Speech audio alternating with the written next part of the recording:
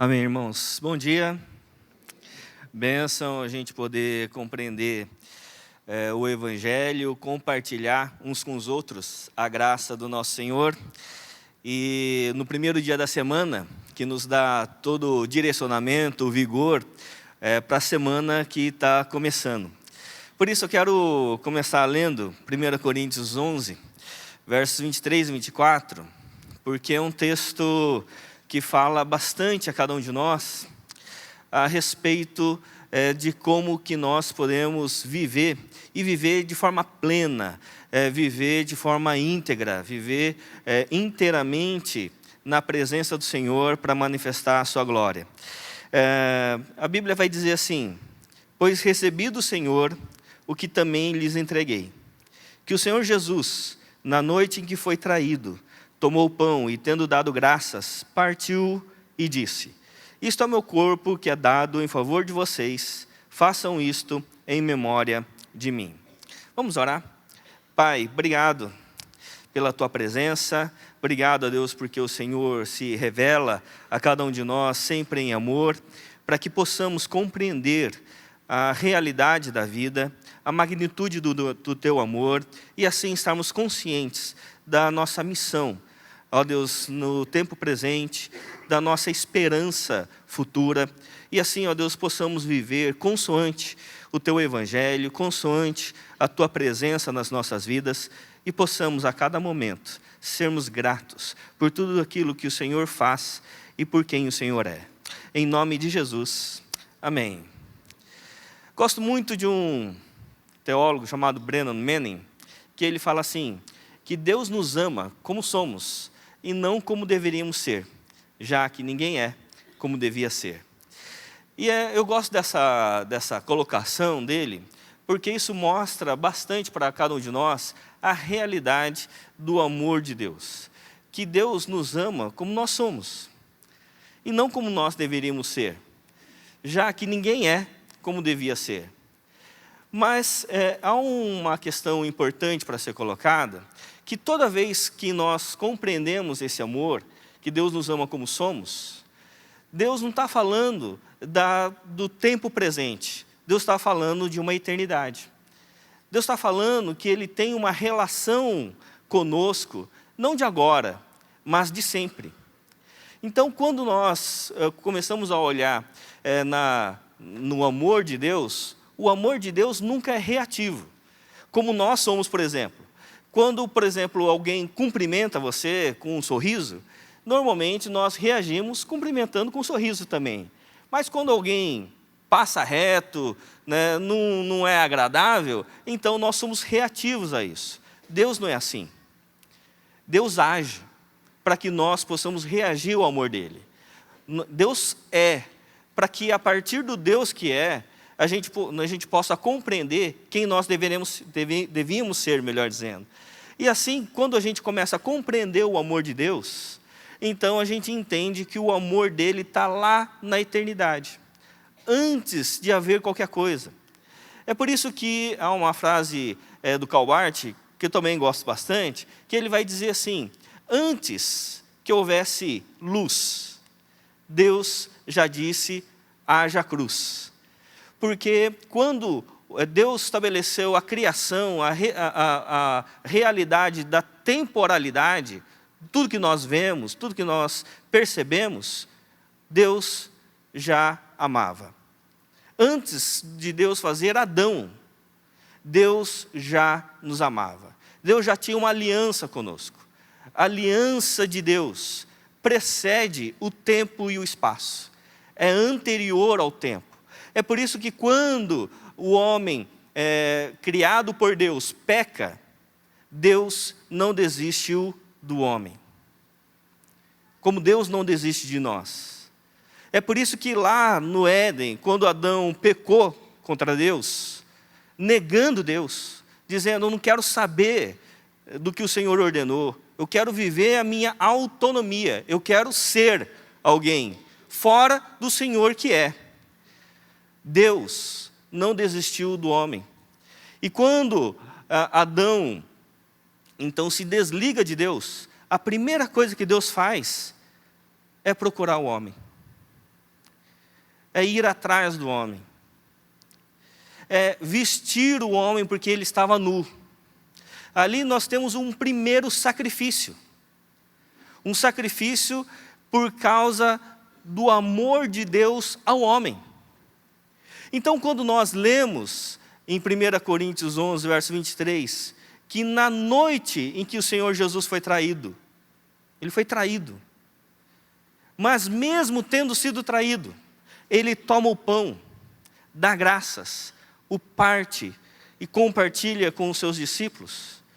É porque essa dinâmica de amor é a dinâmica de quem sempre foi, de quem é eterno, de quem ama, não por causa daquilo que a gente possa fazer para Ele, mas que ama porque Ele já é. Ele ama porque Ele é amor. Ele ama porque, em essência, Deus, Ele é constante. Ele ama constantemente, independentemente do que você faça ou deixa de fazer. É como o pai que foi abandonado pelo filho, traído, porque o filho pediu os seus bens e viveu dissolutamente, mas quando o filho retorna, encontra um pai que ama, de braços estendidos. É por isso que quando a gente começa a perceber esse amor, a gente percebe que na nossa relação com Deus, a nossa relação não é de uma relação de alguém que está querendo encontrar Deus. É uma relação de um Deus que está encontrando a gente. E porque Deus encontrou a gente, o nosso coração começa a aquecer. E a gente começa então a responder ao amor de Deus com amor. Porque o Deus que é, sempre foi, sempre será, Deus se materializa em estar. O Deus que sempre foi, é o Deus que está. Que Ele vem na nossa temporalidade, Ele vem em busca da gente. Então, quando a gente lê o texto de 1 Coríntios 11, dizendo assim, na noite que o Senhor Jesus foi traído, Ele tomou o pão, é porque o Deus que ama, sempre, Ele se fez homem, Ele se encarnou, Ele está no meio de nós. Nós vimos a sua glória, glória como do unigênito do Pai. Ele, sendo traído, Ele não reagiu com ira, mas porque Ele é amor, Ele sempre foi constante nesse amor. E mesmo tendo sido traído, Ele partiu o pão e ofereceu aos discípulos. Esse mesmo Deus, em Cristo Jesus, que esteve na terra 2000 anos atrás, é o que a gente continua celebrando em memória dEle, porque Ele continua aqui. O Deus que é o Deus que está aqui. Porque esse Deus que está aqui, Ele muda, à medida que nós cremos nele, quem nós somos. Para que aonde nós estejamos, a gente revele o Deus que é. Amém? E aí, quando a gente participa da Santa Ceia, a gente não participa de uma cerimônia temporal. A gente não participa de uma cerimônia religiosa. A gente participa de uma cerimônia eterna, desde a eternidade, antes que houvesse luz, mas já havia cruz. E quando nós falhamos, nós pecamos, nós erramos contra Deus, então Deus, Ele diz, vem participar da minha mesa. Porque na minha mesa há paz, há amor, há recomeço, há novamente significado de vida. Você errou porque pensava que tinha autonomia, mas agora você compreende que a sua existência só tem sentido no Deus que é, porque o Deus que é nos faz ser, e o Deus que está faz com que a gente compreenda que onde a gente está, o Deus que é também está. Amém? Por isso que isso é muito importante a gente compreender, para que a gente tenha realmente um sentido de identidade. Porque uma das nossas maiores crises, dos nossos maiores problemas, é a gente achar, antes de crer em Cristo, é a gente achar que a gente é. Você já ouviu aquele negócio que o pessoal fala assim, não, aquele cara se acha. Já ouviu alguém que se acha? Tem gente que se acha, tem gente que acha que é. E ninguém é. O problema é achar que a pessoa existe. E ninguém existe. Aliás, você sabia que você não existe? Sabia ou não? Porque existência, já falei algumas vezes aqui, existência é prerrogativa de quem existe e dá conta da sua existência. Então só tem uma pessoa em todo o universo que pode dizer, eu sou. Quem é esse? Deus. Se só Deus é, eu não sou. Então como é que eu sei que eu existo? Se só Deus é. Porque o meu conceito de existência é de subexistência no Deus que existe. A minha existência não é autônoma, ela é dependente. Amém? Todo mundo entendeu ou não? Ela é dependente. É por isso que somente uma pessoa tem missão na existência. Deus. É Deus que está em missão antes da criação do mundo. Ele quem cria, Ele quem redime e é Ele quem vai consumar todas as coisas. Só Deus é e Deus está em missão, em ação no mundo. E se só Deus é e eu não sou, mas eu subsisto no Deus que existe, então eu não tenho uma missão, eu tenho uma submissão no Deus que tem uma missão. Amém? É por isso que eu não tenho uma autonomia de escolha. As minhas escolhas são dependentes. Elas precisam ser submissas à vontade eterna de Deus. É por isso que à medida que eu compreendo a realidade da cruz desde a eternidade, que o grande paradigma de Deus é amor. Então, à medida que eu leio o texto, que na noite que o Senhor Jesus foi traído, e o Senhor Jesus é a encarnação, a materialização do Deus eterno, e mesmo Ele tendo sido traído, Ele tomou o pão, tendo dado graças, partiu e disse, este é o meu corpo, que está sendo dado por vós. Então agora eu compreendo qual deve ser o sentido da minha vida. De à medida que eu creio no Deus que amou, e se entregou a nós, agora nós precisamos amar, como Deus nos amou. À medida que a gente compreende a ceia, que a gente pega o pão e o cálice e ingere, então Deus não está longe de mim, Deus está em mim.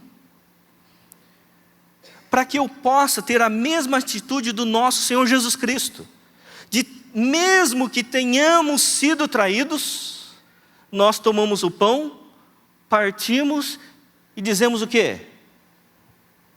Esse é o meu corpo. Eu me ofereço a vocês. Eu compartilho do amor do Deus que é. Porque o Deus que é, Ele está.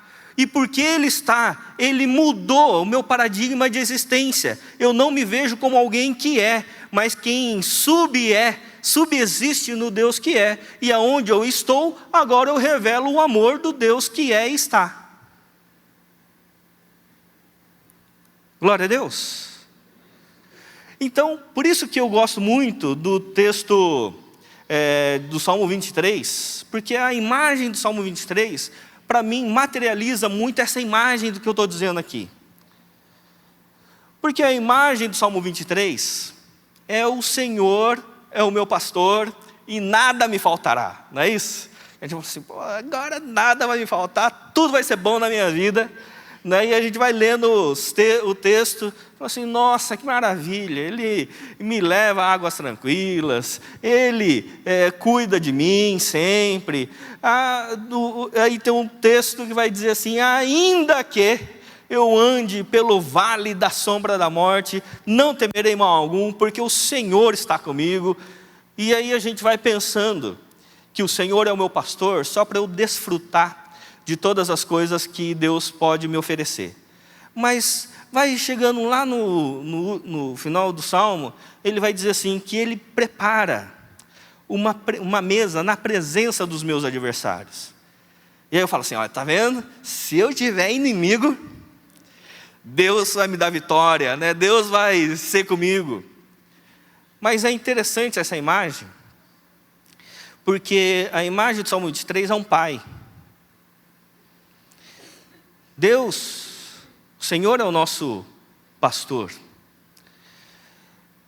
E os inimigos éramos nós. Éramos nós. Porque nós nos afastamos de Deus. Mas Deus prepara uma mesa, onde havia inimizade. E quando Deus prepara a mesa, Ele serve quem? Jesus Cristo. A mesa do Salmo 23 é a mesa do Pai servindo o seu Filho, que é o corpo, o sangue do Filho, para que nele nós voltemos a ter vida.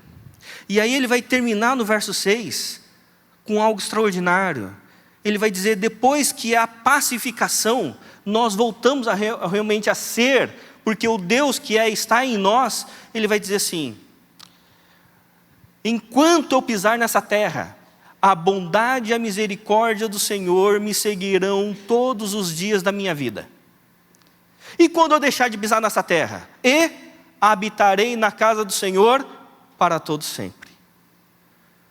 Porque agora não faz mais diferença vida e morte, porque o Deus que está em mim, então só há vida. Porque agora a mesa, a pacificação, agora não há mais tristeza, não há mais dor, não há mais choro, porque agora nós temos de fato o Deus em nós. Porque a gente sabe que toda dor, sofrimento, choro, lágrimas, elas serão cessadas na eternidade. Porque o Deus que está em nós. É por isso que eu trouxe essa bibliona aqui, né? E o pessoal lá em casa me viu saindo com essa bibliona aqui e falou assim, nossa, você está crente hoje? Eu estou crente, né? Dificilmente a gente traz Bíblia no culto, né? Quem trouxe Bíblia? Física. Aí, está vendo? A minoria, né? Porque hoje está tudo no celular.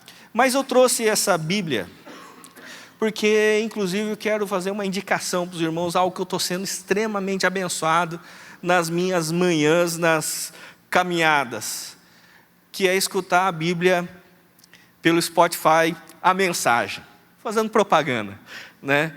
E escutando esses dias, eu fiquei lá fazendo meu exercício, chorando, e estava falando sobre a bem-aventurança. Porque Deus já nos abençoou. Deus está em nós. Então nós não precisamos correr mais atrás de bênçãos. Nós já somos abençoados porque o Deus que está em nós. E Ele vai dizer assim, abençoados são vocês, que nada mais têm para oferecer. Leio na versão A Mensagem, do Eugene Peterson. Quando vocês saem de cena, há mais de Deus e do seu governo. Abençoados são vocês, que sofrem por terem perdido o que mais amavam. Só assim poderão ser abraçados por aquele que é o amor supremo. Abençoados são vocês, que se contentam com o que são, nem mais nem menos. Assim vocês se verão como os orgulhosos donos de tudo que não pode ser comprado. Abençoados são vocês que sentem fome de Deus. Ele é comida e bebida, é alimento incomparável. Abençoados são vocês que se preocupam com o bem-estar dos outros. Na hora em que precisam de ajuda, também receberão cuidado. Abençoados são vocês que puseram em ordem seu mundo interior. Olha que lindo isso aqui, irmãos. Abençoados são vocês que puseram em ordem seu mundo interior, com a mente e o coração no lugar certo. Assim, vocês poderão ver Deus no mundo exterior. Abençoados são vocês que conseguem mostrar que cooperar é melhor que brigar ou competir. Desse modo, irão descobrir quem vocês realmente são e o lugar que ocupam na família de Deus. Abençoados são vocês, cujo compromisso em Deus atrai perseguição. A perseguição os fará avançar cada vez mais no reino de Deus. E isso não é tudo. Considerem-se abençoados sempre que forem agredidos, expulsos, caluniados, para me desacreditar. Isso significa que a verdade está perto de vocês o suficiente para os consolar. Consolo que os outros não têm. Alegrem-se quando isso acontecer. Comemorem porque ainda que eles não gostem disso, eu gosto. E os céus aplaudem, pois sabem que vocês estão em boa companhia. Meus profetas e minhas testemunhas sempre enfrentaram essa mesma dificuldade. Amém? Nós já somos abençoados.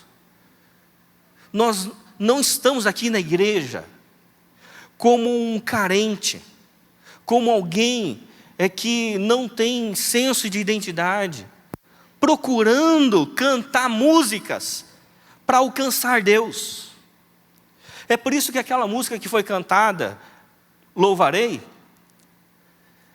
que minha alma canta ao Senhor, louvor não é um meio para a gente alcançar Deus. Louvor é uma consequência de todo mundo que Deus alcançou. É por isso que minha alma canta ao Senhor, porque eu não posso deixar de louvar o meu Deus, porque o meu Deus está em mim, e Ele mudou a minha existência.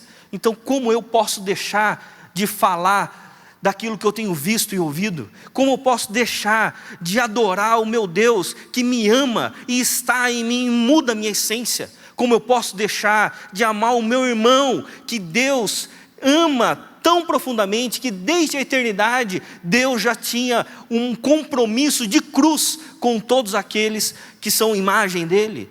Como eu posso deixar? Isso agora está em nós. Agora nós amamos. E amamos as pessoas como Deus nos ama. Porque Deus nos ama não como nós somos. E nem como deveríamos ser, já que ninguém é como devia ser. Como é que você ama os da sua casa? Como ele devia ser? Como é que você ama os seus amigos? Como eles deviam ser? E se eles não forem conforme eles deviam ser, você deixa de amá-los?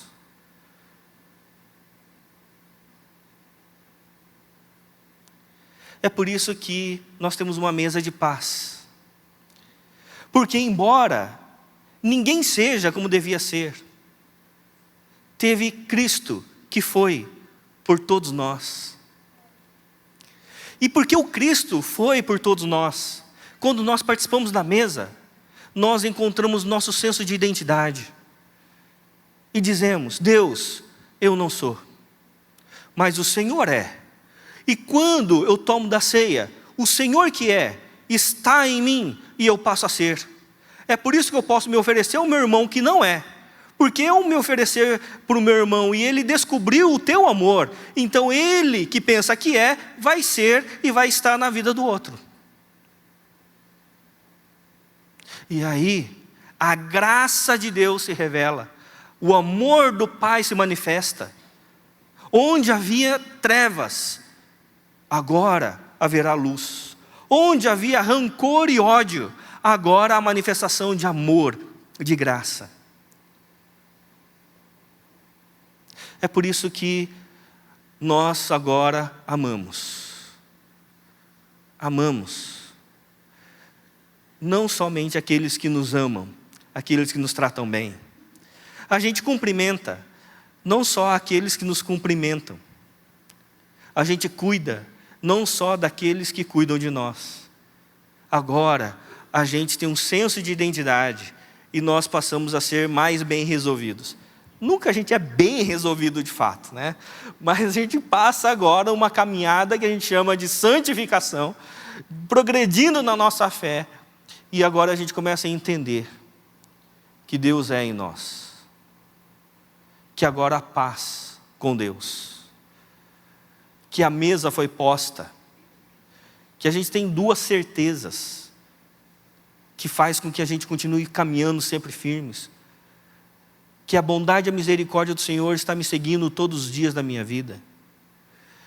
E eu vou habitar na casa do Senhor para todo sempre, quando eu deixar de pisar nessa terra, quando eu respirar pela última vez nessa temporalidade. E porque isso acontece, e a gente tem paz com Deus, então a gente é mais bem resolvido, a gente tem a consciência que a gente já é abençoado.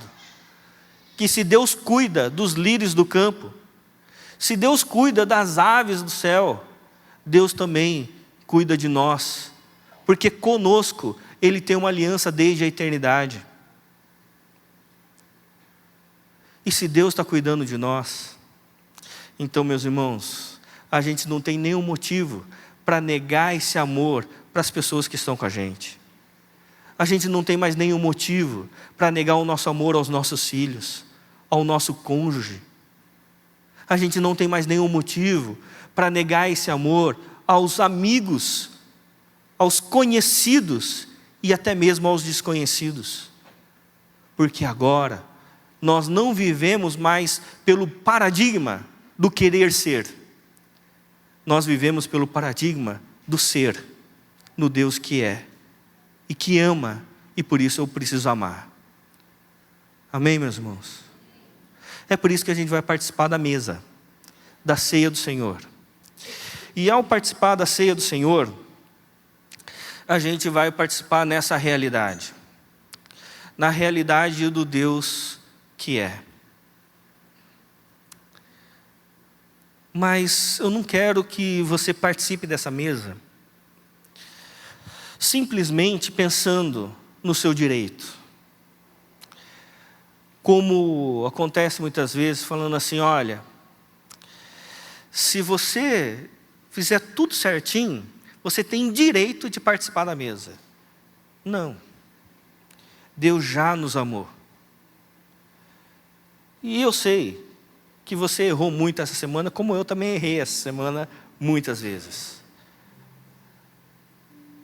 Porque isso mostra, muitas vezes, a distância que ainda há entre nós e Deus. Que nós estamos muito longe de sermos totalmente bem resolvidos. Que ainda há um mal que habita dentro da gente. A gente perde o controle, a gente perde a paciência. A gente fala o que não deveria falar. Mas a mesa foi posta. E o Senhor Jesus, mesmo tendo sido traído, Ele não negou o pão. E a mesa que foi posta representa que Deus está aqui. O mesmo Deus que falou isso com os discípulos é o Deus que é e está aqui, simbolizado no pão e no cálice. Por mais que a gente tenha errado essa semana e por mais que alguém tenha errado conosco essa semana, a mesa está posta. A paz, a pacificação é possível. E a gente vai participar, não com um senso de direito que eu tenho direito de participar, mas com um senso de graça, de que Deus abriu mão do seu direito. Ele veio à terra para se oferecer àqueles que tinham inimizade com Ele. E agora, nós participamos da mesa, sendo impuros, falhos, pecadores. Porque ao receber a graça e o amor de Deus, participando da mesa, a gente vai poder oferecer isso a todas as pessoas que cruzarem conosco.